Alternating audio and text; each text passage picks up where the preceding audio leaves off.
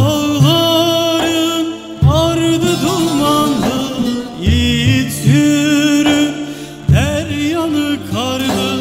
Şu dağların ardı dumanlı, yiğit yürü, her yanı karlı.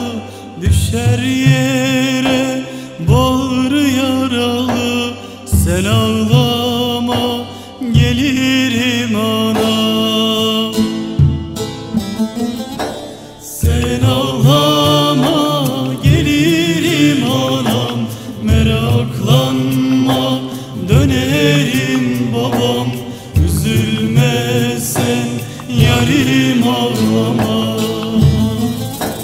Sen ağlama gelirim anam, meraklanma dönerim babam. Üzülme sen yarim ağlama.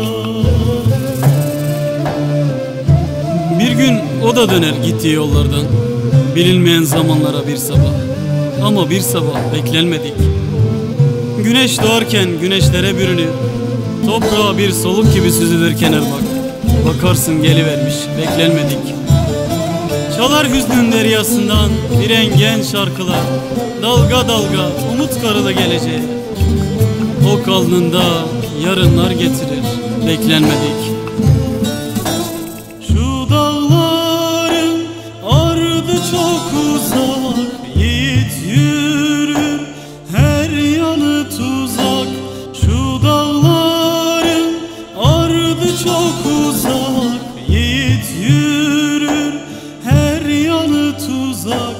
Düşer yere gözyaşı alkan, sen ağlama gelirim anam.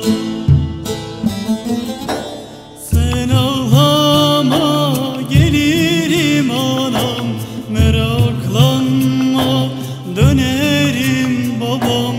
Üzülme sen yarim ağlama. Sen ağlama gelirim anam, meraklanma dönerim babam. Üzülme sen yarim ağlama.